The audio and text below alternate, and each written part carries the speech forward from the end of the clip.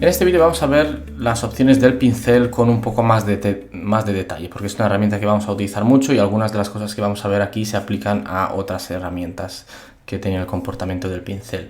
Vamos a crear un nuevo documento y vamos a utilizar un tamaño de 1920 por 1080. Puedes utilizar cualquier otro tamaño, da igual, es simplemente para tener un lienzo con el que trabajar. Y bueno, pues vamos a pulsar la tecla B para seleccionar el pincel. Y por defecto pues deberás tener un pincel redondo, quizás, o alguna otra forma. Y aparte de las opciones que tenemos aquí en la barra superior de las opciones, también tenemos un panel dedicado al pincel que nos permite cambiar su comportamiento, porque por defecto pues este pincel pues pinta líneas, pero podemos cambiar eso. Si pulsamos F5, se nos abre el panel de los pinceles. También podemos acceder a él desde el menú ventana y seleccionar ajustes de pincel, y sería adecuado anclar este menú aquí en esta barra de aquí, porque es muy conveniente y lo vamos a utilizar bastante. Pues el pincel podemos modificar el comportamiento del pincel utilizando estos ajustes de aquí en la parte izquierda. Este otro recuadro, aquí tenemos todos los pinceles que tenemos actualmente cargados. Y aquí abajo pues tenemos algunas opciones que irán cambiando. Esto aquí irá cambiando en función de los ajustes que seleccionemos aquí. Pues bien, tenemos un primer ajuste básico, que es la forma de la punta, que aquí tenemos casi todo lo que tenemos cuando hacemos clic con el botón derecho. Tenemos el tamaño, la dureza, y esto quizás tú no lo tengas si utilizas una versión bastante antigua de Photoshop como el CS. Bueno, tan antigua no, en el CS5 creo que no estaba esto, es para cambiar la redondez. ¿Vale? Y lo tenemos casi todo aquí, pero aquí tenemos además el espaciado, que nos sirve para... Esto realmente es un círculo, pero al reducir el espaciado pues se comporta como una línea. De hecho, a veces cuando haces una línea es posible que veas una cosa rara así. Es simplemente por culpa del espaciado, lo reduces y ya está. Luego, ¿qué más tenemos? Vamos a ir a la dinámica de forma. Aquí pues, se pueden hacer cosas divertidas. Aquí tenemos la variación de tamaño. Aquí podemos hacer variaciones aleatorias. Por ejemplo, si cambiamos la variación del tamaño, pues vamos a invertir el color. Podemos cambiar el tamaño del pincel aleatoriamente. Luego también en cualquier parte donde veas control, esto sirve para decirle a Photoshop cómo queremos controlar estos cambios de comportamiento. En mi caso, la mayoría de las veces lo pondré en presión de pluma, que significa que, por ejemplo, en este caso, la variación de tamaño cambiará en función de la fuerza con la que yo aprieto con el lápiz, porque utilizo una tableta digitalizadora. ¿Vale? Por tanto, si aprieto poco, cada vez se va a hacer más pequeña la línea. Si tú utilizas un ratón, esto no te servirá, porque fíjate, cuando hago con el ratón no tiene ningún efecto. Una opción similar sería la transición. Aumentas este valor, por ejemplo, a 150 o a 100, veo que es demasiado, 100 o 60, ¿vale? Y al hacer clic con el ratón y empezar a pintar, va a ir disminuyendo hasta el mínimo que tú pongas aquí el diámetro. Y lo bueno es que tenemos esta representación aquí que nos sirve para ver qué es lo que estamos haciendo, qué es lo que estamos cambiando. Voy a rellenar esto con blanco otra vez. Vamos a seguir la variación de ángulo. En este caso el pincel es redondo y no tendrá ningún efecto, a no ser que cambie también la variación de redondez. ¿Vale? Voy a aumentar el espaciado porque así lo verás mejor. Variación de redondez. ¿Vale? Redondez mínima, y esto es... ¿vale? Fíjate cómo va a ir cambiando. Y también si me reduzco la variación de ángulo, pues se me creará así.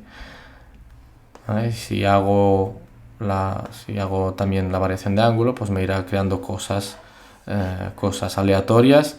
Y como tengo la dinámica de forma en presión de pluma, incluso podría cambiar el tamaño, podría cambiar el ángulo y todo eso automáticamente. Luego tenemos las opciones de dispersión.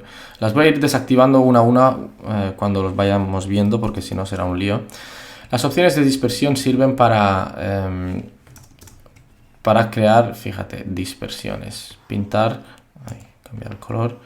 Pintar, en lugar de pintar una línea recta, te va dispersando los puntos. Podemos aumentar la cantidad, o si la dejamos a 1, pues nos crea menos. Ambos ejes sirve pues simplemente para variar un poco la dispersión. Luego tenemos la textura. No nos vamos a ver todas estas opciones porque muchas no las utilizo. Textura sirve para, de hecho ni siquiera sé para qué sirve, cambia un poco los bordes, que creo que no la he utilizado nunca y además creo que es una opción relativamente nueva. Por ejemplo, podemos cambiar el modo de fusión y nos cambia un poco los bordes. ¿Vale? Fíjate, podemos, digamos, distorsionar el pincel utilizando pues estas cosas. Si queremos crear, yo que sé, barro o cosas así, podemos utilizar esto. Fíjate, de hecho lo que hace es ponerme esta textura encima del pincel utilizando pues este modo que ponemos aquí, y pues cambia un poco el comportamiento y podemos cambiar el tamaño de esta textura que se ve allí.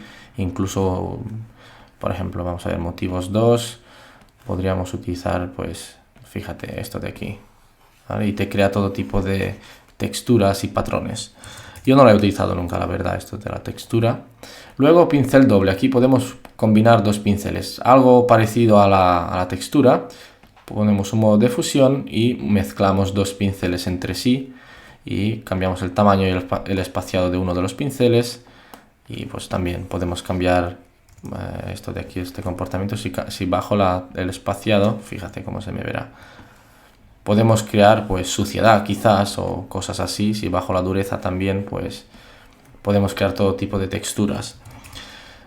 Estos son para crear pues efectos. La dinámica de color es para crear pinceles con variaciones de color automáticas. Por ejemplo, voy a seleccionar un color frontal como este y el color de fondo vamos a poner este de aquí, ¿vale? Pues podemos crear una variación de color automática. Si empiezo a pintar, fíjate que me crea pues variaciones de color. Y aquí podemos pues por supuesto cambiar qué tipo de cambio queremos tener. Por ejemplo, la pureza si la dejamos a 0 la desaturamos. Si lo dejamos al 100%, pues me crea colores más saturados.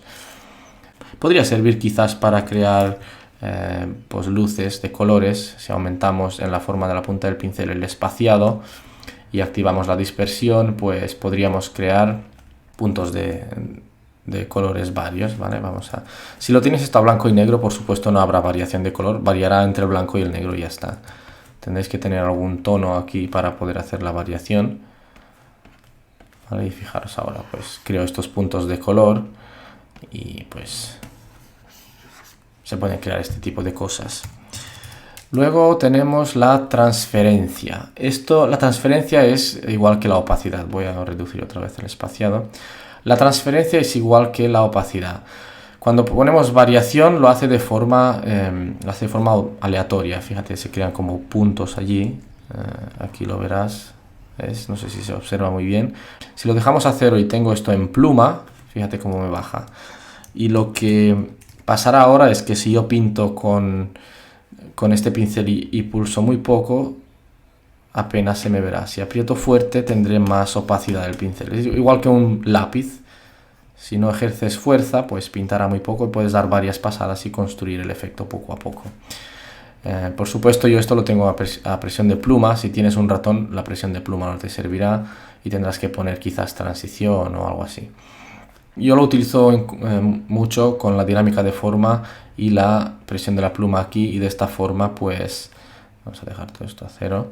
De esta forma puedo crear trazados, por ejemplo en pintura digital para hacer un esbozo o algo así, pues sirve muy bien. Luego, ¿qué más tenemos? Pose del pincel.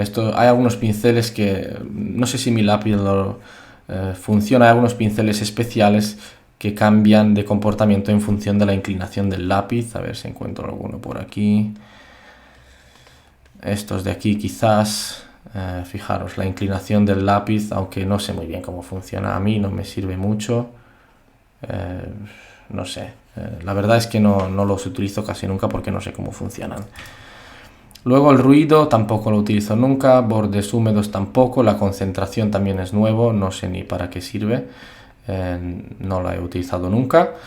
Y pues básicamente esto es todo lo que tenemos aquí en el pincel. Cuando seleccionamos el tampón de clonar, aquí pues podemos hacer alguna cosa. Fíjate que algunos me están desactivados, pero podemos hacer algunas cosas aquí dentro del mismo panel de pinceles, pero para la herramienta del tampón de clonar.